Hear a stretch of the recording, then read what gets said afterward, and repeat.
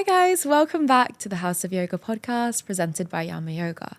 My name is Gavi Kanani, I am your host and I'm also an international yoga teacher specialized in trauma-informed yoga. Today I am really excited, as always, to be back with a really special guest who has traveled all the way from Vadodara in Gujarat. Welcome, Lavanya, to the podcast. Hi. How are you I'm doing? so excited to be here. I'm so excited to have you. Lavanya is not only going to tell us about her yoga journey today, but also she is a poet, an aspiring songwriter and singer, and she even has blessed us with one of her books, Internal Dialogues. I was going to bring this on later on in the episode, but I'm just so excited. We have a published author joining us today, and we're going to get her to read some of the poems. So I'm really excited because a lot of today's conversation is going to be not only about the spirituality and the philosophy behind yoga, but also about how we can deal with things like depression and pain and how we can make that into art forms, but also, first of all, accept it. So I feel this episode is going to be really helpful because we're going to be sharing from experience and hopefully helping you guys out. I'm so excited to be here. I'm a huge fan. I have to say that. I'm a huge fan of this podcast. And I think Kavi knows that because I'll be watching the episodes and I'm taking notes, babe. So, it's really fun for me to be here. So thank you so much for having me. Of course. I'm going to take notes from your episode as well. I'm so excited. So, Lavanya, we start every episode with a meditation. Today, I actually wanted to go a little bit more into some pranayam, so breath work, specifically Anulam Vilom. So, would you like to do it together? Yes? Please.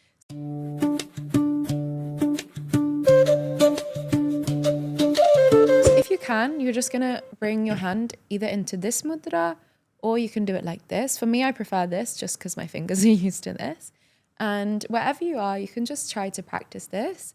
So you're going to cover your right nostril to begin with. You can close your eyes after you've seen the first round. And the other hand can rest on your knee, palm facing upwards or down as you wish. And you start to block the right nostril. Breathe in through your left.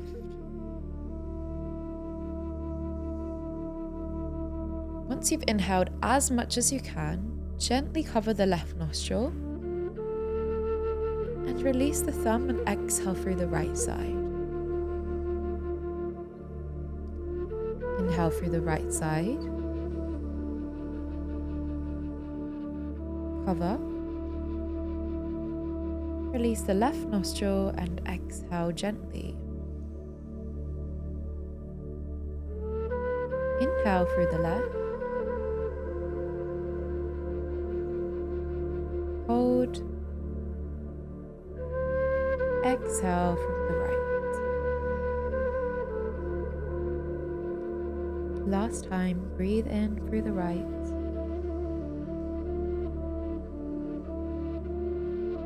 Hold. Exhale through the left. Now I want you to try one round on your own, just so that you get used to the practice.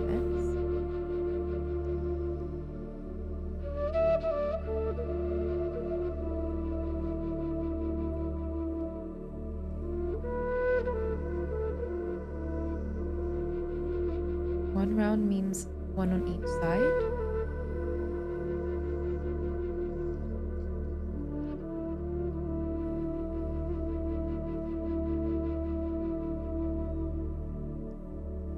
After your last one, you can remove both your hands.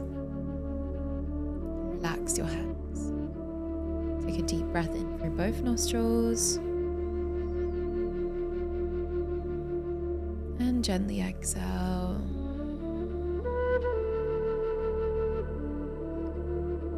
Start to observe how you're feeling. Maybe you have an intention to listen to this episode with. Maybe it's to learn, maybe be in the vibration of receiving. When you're ready, you can gently open your eyes.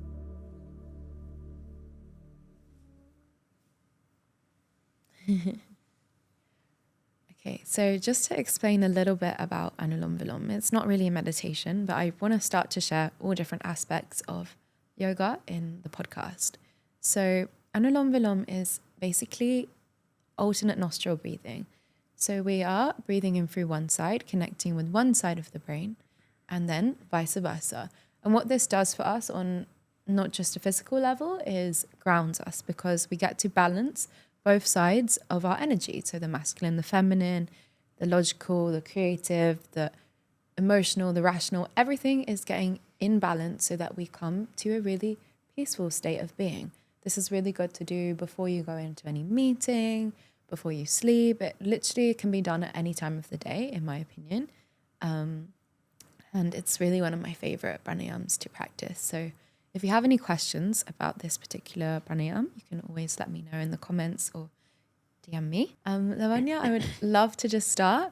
You've been going through a rut right now, a bit of a slump, and you've been sharing about it, which I feel really is refreshing. I'd love to talk about how you're feeling right now and how you deal with that. How do you show up onto the mat when you're not motivated? So right now, I genuinely feel like I'm in a good place.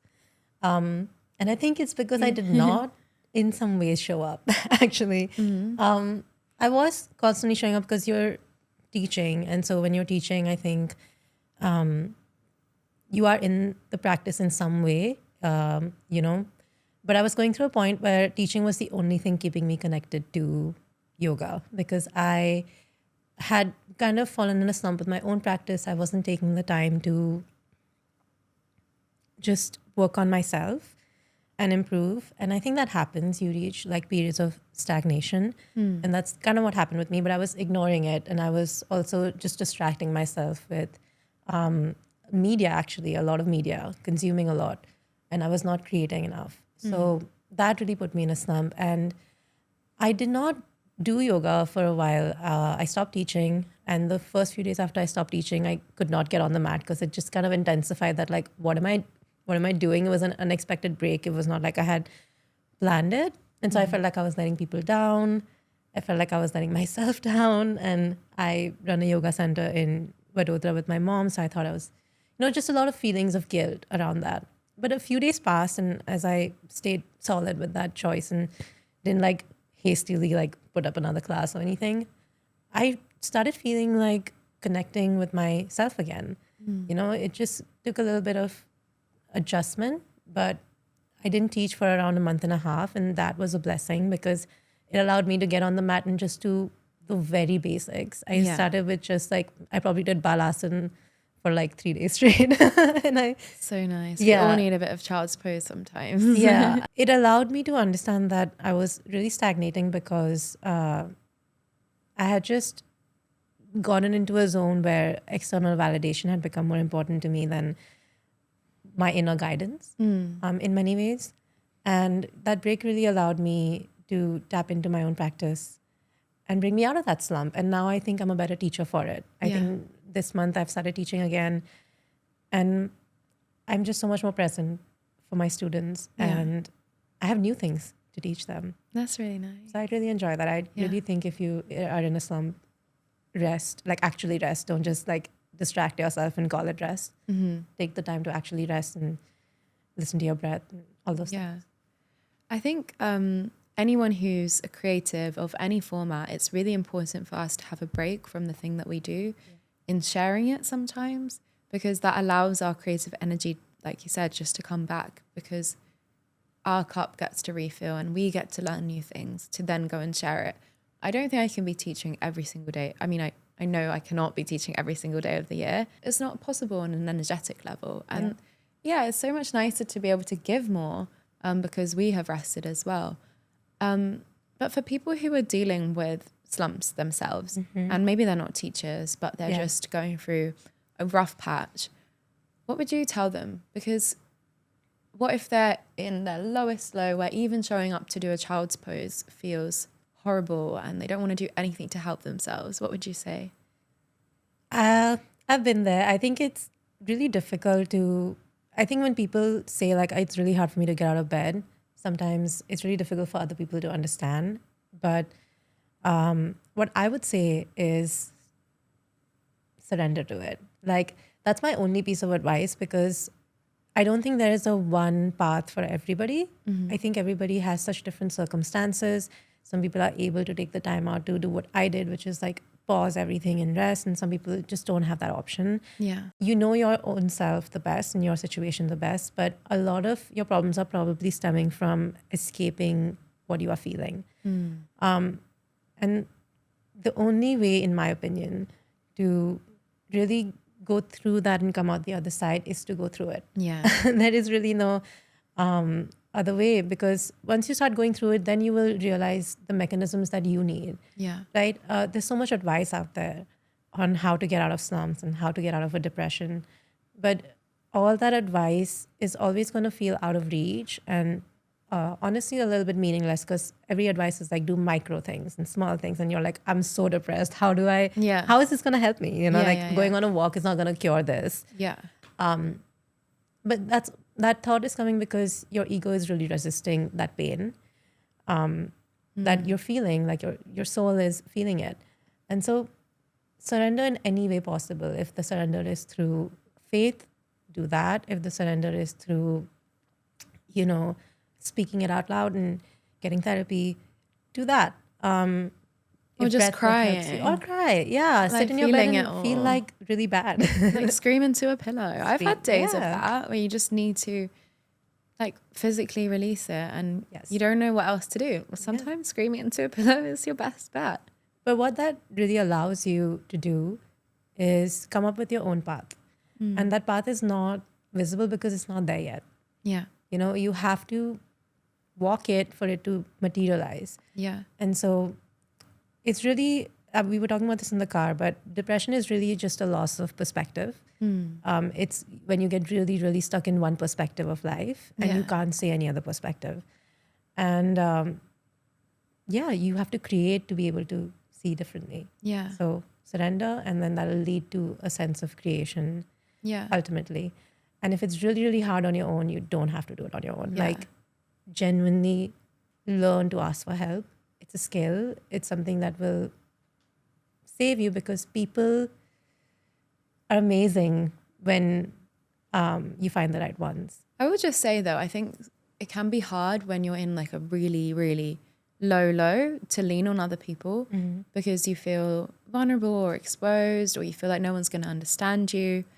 And, or maybe you haven't had the best experience with, speaking to other people in the past. Maybe they've misused that trust that you've put in them. And but I just want to say as well, like, try again because you never know who's going to help you. And maybe that person wasn't capable of being there for you before, but now they could be a listening ear. I think vulnerability in general is something that this world, the society is not really built for.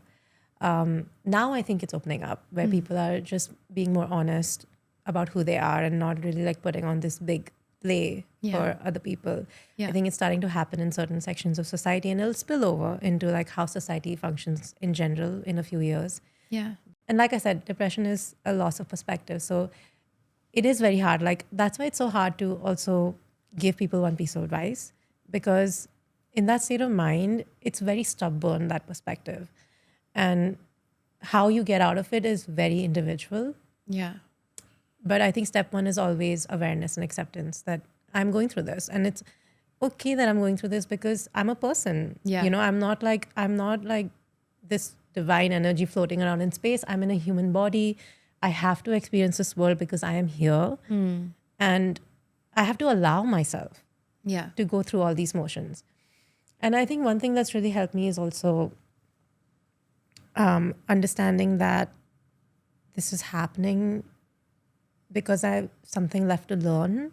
And the biggest transformations and lessons come out of these painful experiences. Sometimes it's not even lessons, it's art, like you do. Yeah. Which I want to talk about. But I also just wanted to say something that really helps me and my friendships is asking each other, what would you tell me or tell your younger sibling or a child at this point? Because it's so much easier sometimes to give advice, but doing that for yourself feels Hard. Yeah, way harder. So just trying to get that perspective of like, how would I actually nurture that person? You'd say like, oh, just feel it. Yeah. You're going through something. Let yourself cry. You wouldn't tell them to. I mean, most people wouldn't tell someone to just shut up and just carry on. Yeah, you know? if you're a good person, you won't do that. Yeah, let's like steer away from suppressing emotions. I love that advice actually. Yeah. Because it comes back to the concept of like, you're your harshest critic. Yeah, we are. And you can have compassion if you externalize that relationship a bit. Exactly. Yeah. How have you turned your pain and going through these experiences into art? Because obviously you have your poetry book, and I know you're writing some songs right now. You're creating so many different things. Can you tell me a bit about how yoga as a practice has allowed you to be vulnerable and create art? I'm going to start by saying that everybody is a creator, and I truly mean that. You do not have to be an artist in the traditional sense to create at all. Life is a creation, and I read this really good book by, I'm forgetting her full name, but she's the author of Eat, Pray, Love, Elizabeth Gilbert, right? And it's a book on creativity, and she talks about what it means to lead a creative life. Yeah. And she juxtaposes that with a fear-based life. And so she says that creative life is nothing but curiosity. It's curiosity about whatever you feel curious about, right? And following that curiosity. And a fear-based life is like, what if this happens? And then following that. So it's really that perspective of, if you're going to be scared and go through that, your actions and your life is going to reflect that. And if you're going to shift your mindset to a little bit of, I create my life and I'm just going to follow what I'm curious about, right? Your life will turn out differently because you'll make different choices and behaviors. So everybody's a creator. You just need to allow yourself and give yourself that permission to create, whether that is like making your space really nice or, making a lunchbox a little bit differently than you did before, whatever it is. So that's number one. Number two is with writing and just music in general. I've always had it in me to like want to do that. I started writing when I was about 12, 13 years old. And it did come out of a very sad situation for me because I was bullied a lot in middle school, I think that is. And not just by kids, but also like by my teachers, because I was in a very religious school that had a lot of rules.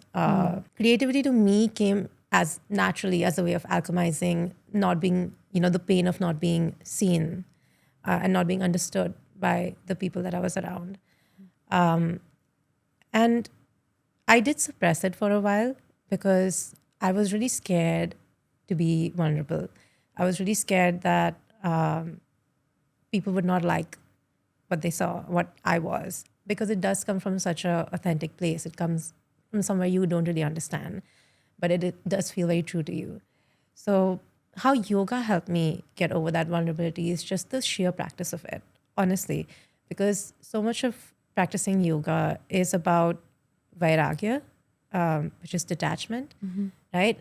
And I think detachment can be misunderstood if you don't study it, because detachment does not mean I don't care about anything or anyone's opinions, right? I care a lot because I do care like how people feel about things and stuff. But detachment has really helped me understand that it really is not about how anything is received. And it really is not about like being really attached to how you are perceived by other people, right? I think it really helped me create from a place where I was doing it for the joy of it. And you lose that joy if you focus too much on how it's going to be received. So that's one way that yoga really helped me. Plus the constant, like you do the breath work, you do the movement, the constant checking in with yourself really helps you hone in that skill of internal validation, right? And it's a skill. Anything that you practice is going to be amplified. And so if I was practicing a lot of external validation at that point in my life, and it showed because there were periods of time where I couldn't write even if I wanted to, right? Because I was just thinking so much about like other people, maybe not even in terms of how my art will be received, but just in how I was living my life. And yoga really taught me that this constant checking in really taught me that I'm so strong. Like I really don't need to worry so much about, what's going to happen if I do this thing and what's going to happen if I enjoy myself. There's also this sense of doom, like I'm enjoying myself so much, like maybe it's wrong. It really allowed me to shed those layers and be like, this is life. It's meant to be enjoyed. It's an experience. And this is something I want to experience. And so I'm going to experience it. Yeah. Yeah. On our journey here, we were talking about following desires, right? And letting them out. You've learnt this from Osho. Yeah. Can we speak about that a little bit? Because I found that mindset really, really interesting. Osho is somebody that I have recently gotten into. So I'm by no means an expert on what his teachings are. But as I understand it, the basic principle of his teaching is that whatever desires you have within you, the minute you start actualizing them and giving yourself permission to do them and get them out of your system, that's when you reach the state where your identity is not so formed by attachments and desires in general. And that's kind of the state everybody's trying to get to, right? Which is a state of like enlightenment.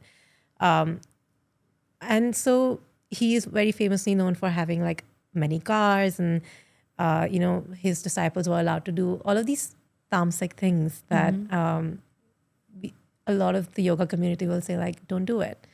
And the reason I resonate with that is because I really don't believe in suppression of anything within you. As long as you're not harming anybody else with your desires, I think to actualize them is a great way to live life. Yeah. Because it's kind of like the theory of like, if you eat the thing you love every single day, you're going to be sick of it. So it's the same thing for the soul. It's like you have these material desires, and if you do them, you're just going to be like, okay, it's out of my system now. Yeah. And I don't really need to think about it as something that is like, oh, it's there and I'm not supposed to look at it. Yeah. And so I really love that philosophy. Yeah. And even if you read the Gita, it will tell you that your rebirth is based on a lot of these desires that you have but are not able to fulfill in this lifetime, maybe. And so, I really contrasting to Osho's mindset, which is the desires you have now are the unfulfilled ones from your past life. It doesn't contrast because lifetimes are honestly so limited that it could be that you do Osho's way and get all your desires out and you still have more and you have to be born again. But what he says is basically just that, just do what you feel like doing, right? And what Krishna is saying is the same thing, is do what you feel like doing because it's going to come back. Yeah. If you don't do it, it's going to come back in one way or the other. And you're again going to feel the need to suppress it. And it's again going to come back because you've suppressed. And suppressing by definition means it's not leaving you. Krishna says, like, when you reach that state of enlightenment, right? That's when your desires when you've reached a point where you don't have any. You really don't feel the need to because you've done everything you wanted to do. Yeah.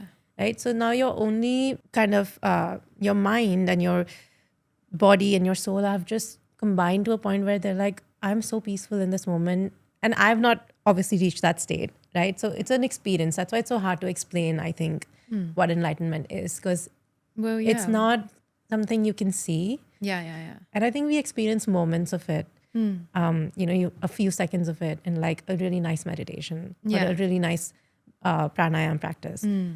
You can have a glimpse of it, to live in that state. One way I really like to even give context to people for what that state feels like is there's this philosopher called Eckhart Tolle, right? He wrote The Power of Now. Yeah, I'm reading it right now. So, I mean, so now, so his story is basically he lived a normal life and he turned 30 and he describes it as this like big black hole of depression. He just was in the worst place he's ever been in his life. And one night he really reached true rock bottom, like was in so much pain just mentally and physically because it manifests, that he was like, I don't know if I'm going to survive tonight. I'll probably be dead tomorrow. And then he had this thought while he was in that state of mind saying, I'm so sick of myself.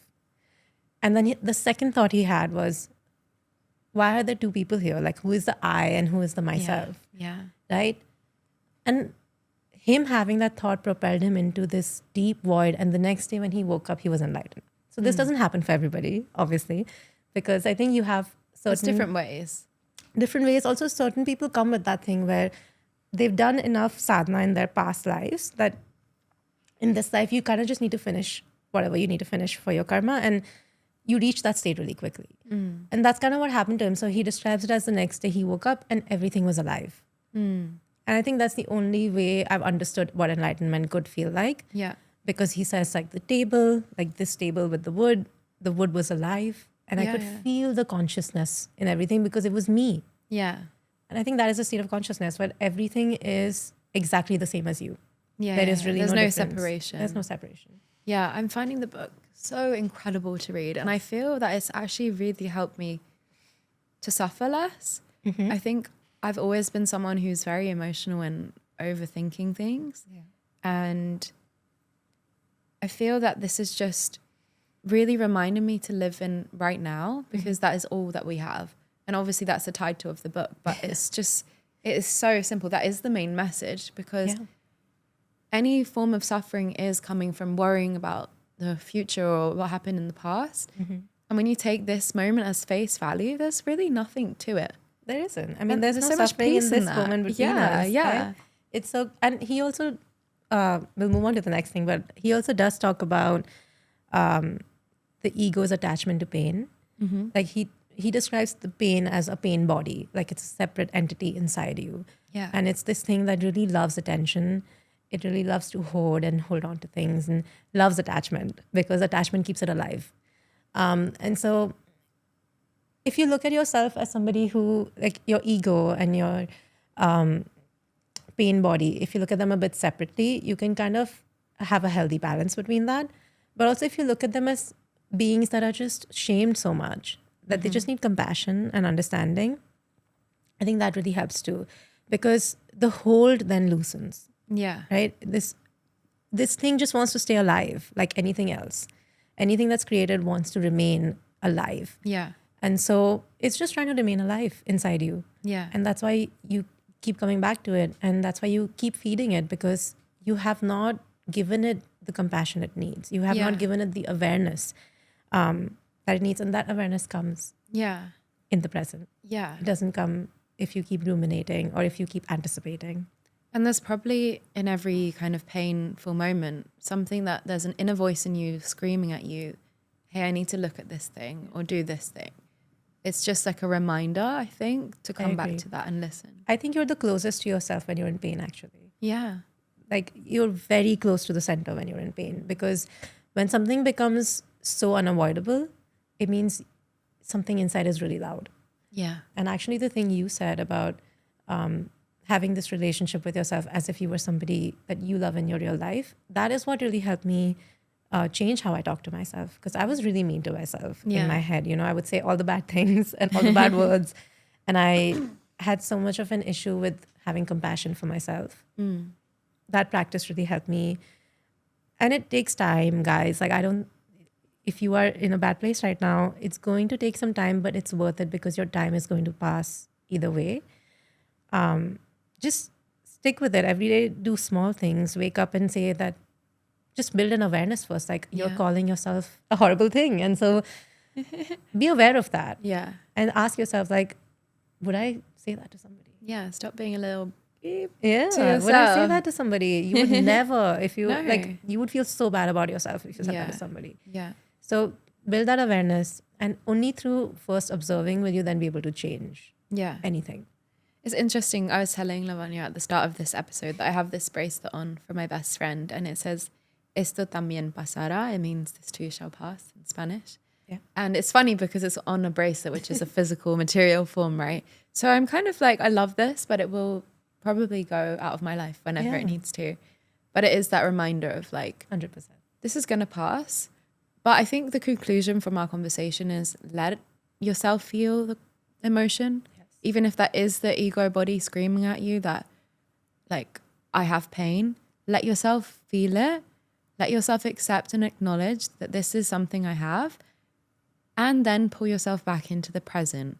Because if you ignore it, you're just going to spiral down, down, down, and you lose touch of that awareness, right? Yeah. You pull yourself out of it by accepting yourself. And yoga is just that. Like if I would sum up yoga in like one line, it would be observation. One word. Because I really have not found a better way to look at the practice. We've spoken a lot about the ego in terms of pain and acceptance.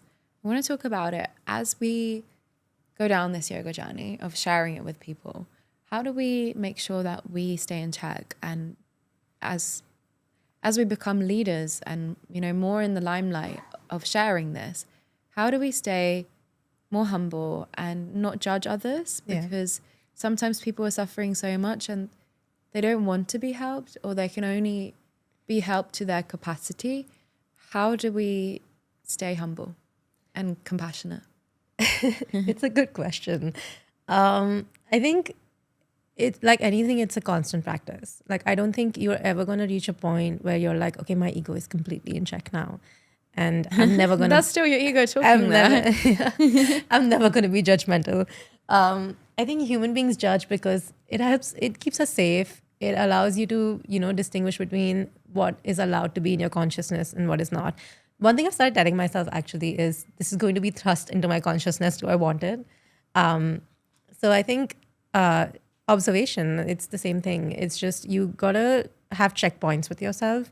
One thing that I like to do is I will schedule like breaks or reviews for myself every month, where I sit down and I'm just like, I have a few prompts that I will write down based on what I'm feeling. And that will really help me check in. But there is this thing of spiritual ego where I've seen people who, whether they're teachers or not, right, who like meditate or have been meditating for a long time, or who can do certain types of asanas.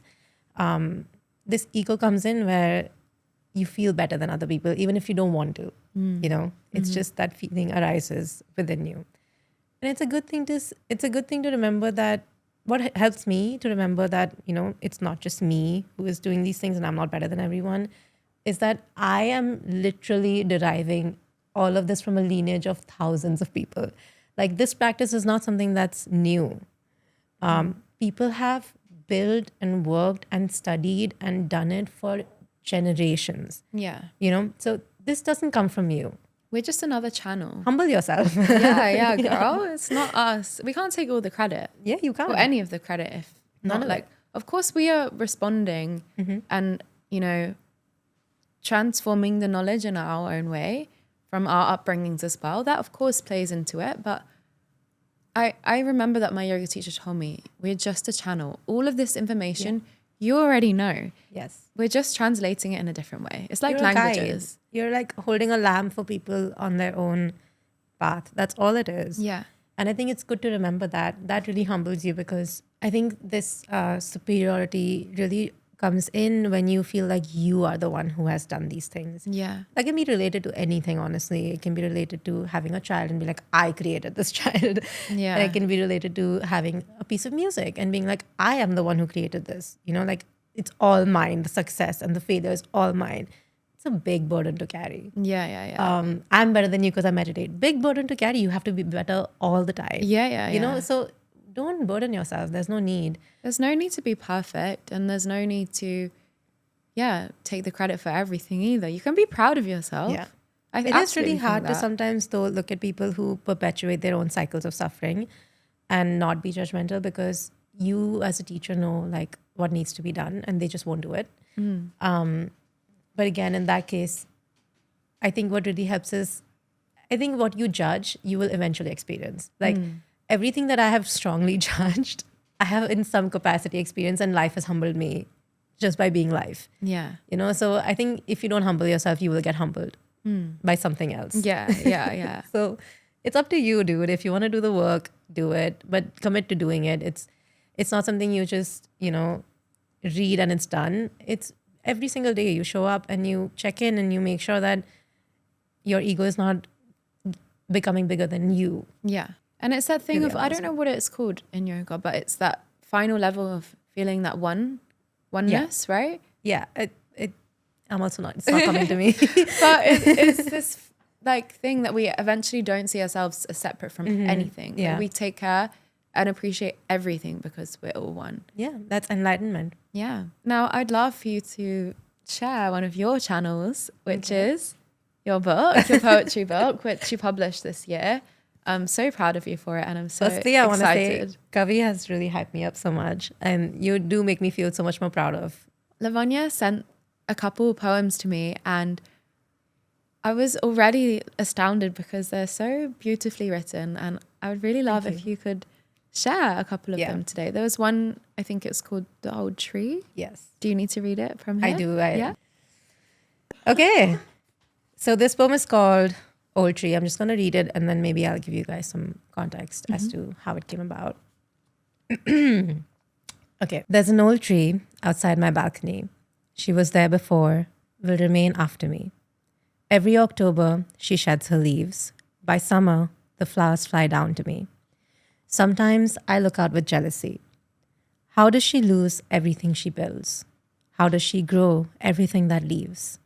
If I stare long enough, maybe she'll teach me her tricks. If I stay still like her, maybe the cycle will begin. That's the poem. I love it. So this poem came from, is an old tree outside my balcony. So quite literally, I just wrote what I saw. And I've, for some reason, always been really enchanted by this tree. I love to see, there's a few kites that used to live and had its nest there. So I would see them pick up prey and like bring it to the nest, to the babies. There's so many parrots.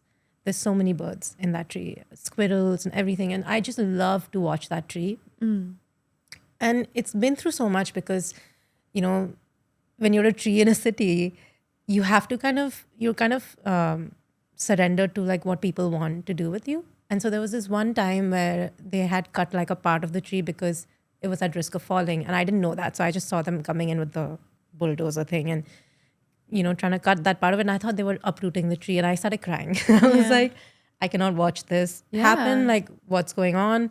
So I ran downstairs and I asked the construction workers, like, what are you doing? And he was like, we're not cutting it down. The owners of the house are like, it's going to fall. So they just have to take some branches off. And I was like, okay, cool, great. So I went back home and I wrote this poem about the tree. And I was like, being a tree is the ultimate act of surrender. You cannot move. People don't understand your language if they're not ready to listen to it. And I looked at the tree and I was like, I have all these tools and I still feel like, you know, I'm so stuck sometimes, even though I can like express myself and enforce my opinion because I am privileged enough to be in a country, in a house where I can do that. It just came out of me because I realized like living is just a form of surrender. You have to do it. You don't live in isolation at all from the rest of the world. Yeah. So that's what inspired it. And in that note, something Osho wrote, which I was just reading, which is insane that it ties in, but Osho wrote about the Buddha and Allah and Jesus Christ and whoever you feel like is an enlightened being, and how the world becomes nonviolent towards them. And so what he explained it as is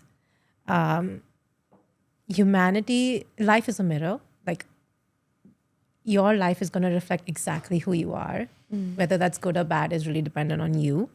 And so humanity by itself their mirrors are so covered with dust that it's really hard to see what's in front of you at all, right? And so that's why when you really are somebody who is enlightened and have built your consciousness up to that, everything that is able to tap into that consciousness is going to become ahimsa. It's going to become non-violent towards you.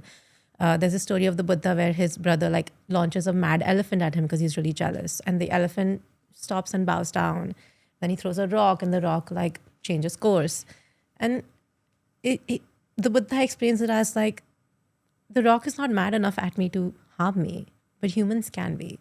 And so that's why you can have exceptions with humanity where really good people or really enlightened people are really hurt. But everything else in nature responds to ahimsa very well. Yeah, that's so right. So I think trees really just inspire that feeling in me. I love that. Yeah. I'm going to have a whole nother outlook towards trees now. They're I mean, they're already beautiful. They do withstand so much, but I've never thought about it in that. And you've literally witnessed that right in front of your window. So really interesting. Thank you for sharing. Thank you so much. I'm really excited to read. I'll have the link in the description of where you guys can buy it as well, because like obviously you've heard this one, but already from a first glimpse, they seem so beautiful. And I'm really excited to also understand you more through your poems. I hope you get what you want out of them. I'm Sure, I will. So we've spoken a lot about pain, about what we can do with it, about the ego, about how we understand ourselves and place ourselves better as teachers. I wanted to offer your teachings as well as your book to everyone, because you're teaching a lot of mobility-based classes right now, independently and also on behalf of the RAA Foundation. If you're interested in learning with Lavanya, you can check her Instagram. It's Yoga with Lavi, right? Yeah. And the RAA Foundation will have everything linked below. I think we have to do another episode one time to talk about all the other things that I want to share. Yeah. Time went by really quick. Yeah, it really did. By the way, before you finish, Yeah. Yoga with Lavi is a complete ripoff. The name of Yoga with Kavi. I was like, what do I name this page? I love the name Yoga with Kavi. So I was like, just put a Lavi at the end of it. I love it. I love it. Could you say Lavi, not Lavi? You can say anything you want. I'm not attached to like a pronunciation. It's a proper noun, whatever. Okay. So finally, to wrap up the episode, we've spoken a lot about pain, and I want to see if we can do a meditation led by you to help people when they're going through a hard time. Yeah. To deal with that and accept that. So would you like to lead that? I would love to do that. Okay. Yeah.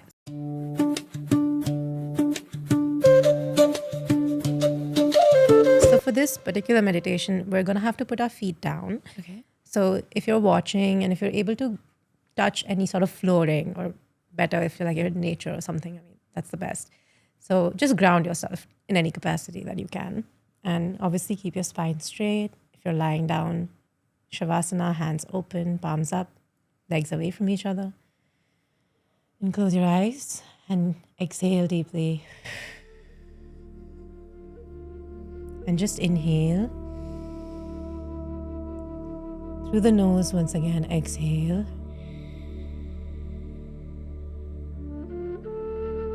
We'll take one more breath. Inhale. And exhale. And just breathe normally. Let your breath come to its natural rhythm. And observe how each inhale and exhale moves through your body, your stomach, your chest, your abdomen.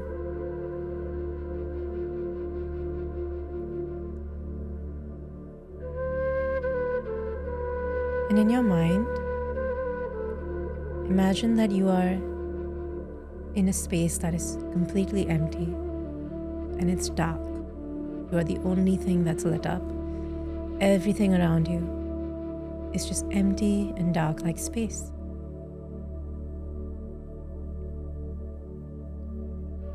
And you're able to see your body as if from outside.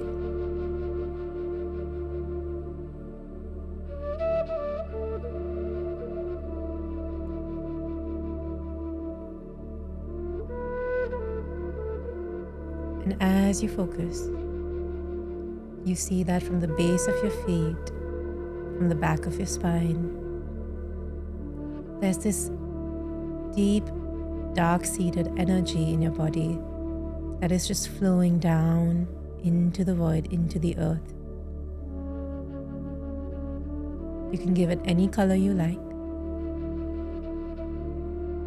but the intention is that the emotion that is being released is something that is sitting heavy within the body and is not serving you at this point. Visualize this energy like smoke coming out of your body and leaving.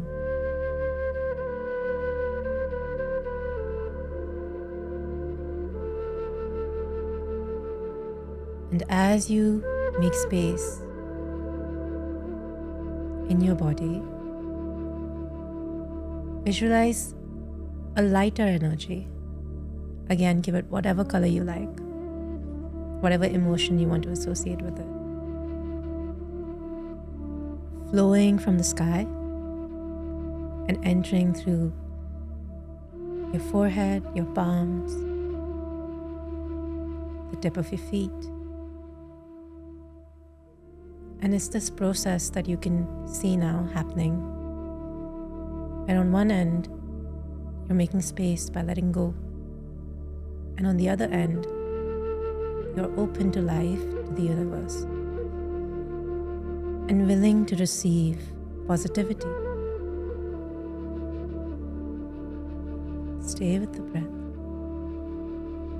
Observe.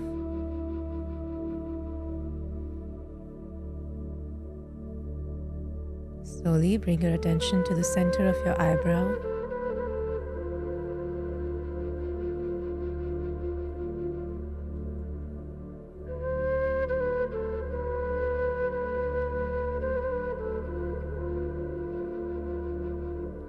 And bow down to any higher consciousness you believe in.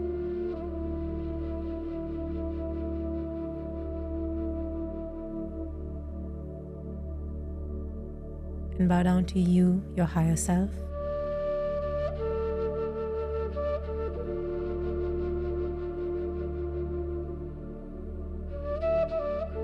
You can slowly move your toes, tap your fingers. Set an intention to embody this positivity that you have received. And when you are ready, rub your palms together to create some darshan, some heat. Cup your eyes with your palms. And slowly blink your eyes open within the palms, and then looking at the floor, you can open your eyes.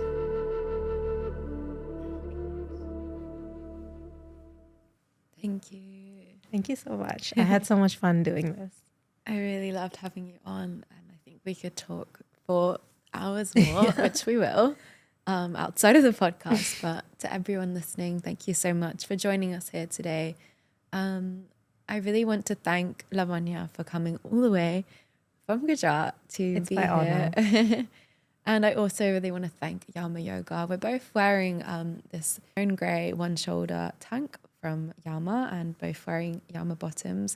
They are all about being kind to the environment, to everyone who creates the product, and also to the skin. I have to endorse this brand too because I'm wearing it and it's amazing. Yeah. It's so light and it feels so much better than any poly. I'm so against polyester. I've worn it for so long in my life, but this feels like me. I don't feel like anything is affecting It's me. an extension of yourself. I just feel so comfy and flowy in it. I love that. Yeah. So highly into it. Yeah. Thank you so much, Yama, for everything. And if you guys want to check out any of their clothes, I'll leave the link in the description. So thank you guys so much for tuning in to the House of Yoga podcast. We'll be back next Thursday with another episode. But for now, I hope that you had a really lovely time listening, and maybe have a moment for yourself to reflect on this episode. What did you learn? Is there anything you can take away and share with somebody else? And yes, we'll otherwise see you next time. Thank you so much. Thank you. Namaste.